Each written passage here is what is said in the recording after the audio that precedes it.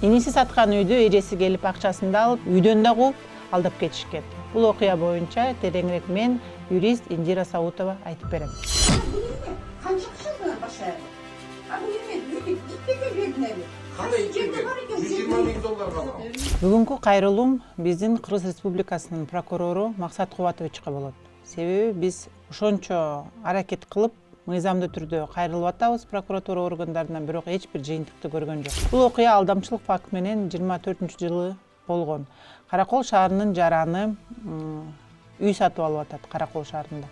Ал үйдү $120 миң баалап атат. Саткан киши болсо, ал үйдү саткан учурда менин үйүм деп сатып, бирок юридикалык түрдө ал үй жаңагы алдаган кишиге таандык эмес болуп аныкталат.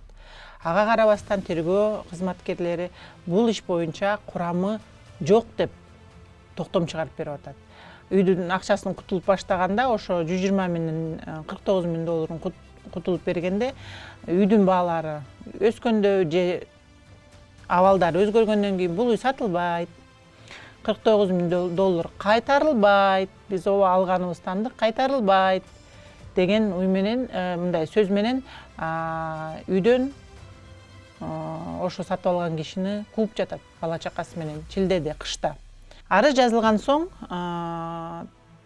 тергөө кызматкерлери иш козгоду. Иш козгоп 7 ноябрь 25-жылы тергөөчү Кадыров Каракол шаарынын РОДСунун иш козгоп атат 209 берене менен алдамчылык факты боюнча. 7 ноябрь козголгон иш эмне кызык бир окуялар менен 31 декабрь 25-жылы иш кыскарып атат. Кыскарганда курамы жок деген пункт менен кыскарып атат.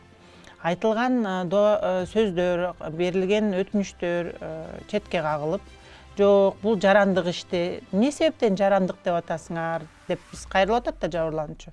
Жок, бул жарандык иш, буну мындай өз ара чечип алгыла. Бул жерде кылмыштын курамы жок деп түшүндүрүп атышат. Кандайынча кылмыштын курамы жок? Себеби деген биз билебиз, ошо кылмыш кодекста 209 беренеде түздөн-түз диспозициясында көрсөтүп жатат.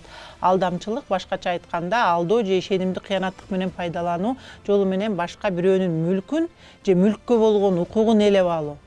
Ошол аттуу жаран үйдү сатып атканда, Медер аттуу жаран үйдү сатып атканда, ал менин үйүм деп өзүнүн мындай кепилдигин берип, сен бул үйдү ал кредит болгон үчүн биз төлөй албайбыз азыр учурда. Бирок сен бөлүп төлөсөң болот деп ошол шартка көнүп, эми акчасын толугу менен берейин деген учурда үйдөн кууп салып, алынган акчасын бербей жаткандыгы кандай? Эмне себептен биз кайрылып атабыз? Бул ишти кылдаттык менен карап берүүңүздү суранып атабыз. Эмне себептен? Азырынча далил жок, далилдеп бере албай турган ушактар сыяктуу болуп атат. Бирок мен ал ушактарга дагы кээ бирде ишенип атам. Себеби деген ишке келгенде өзүнө керек болгондо курамы жок болуп калат экен да. Ошол ишти кылдаттык менен карап, арызыбызды карап, өзүңүздүн личный контролуңузга алып, ишти тыянактуу тергеп берүүнү өтүнөбүз. Жана курамы жок деп, кылмыштын курамы жок деген сөзгө биз макул эмеспиз.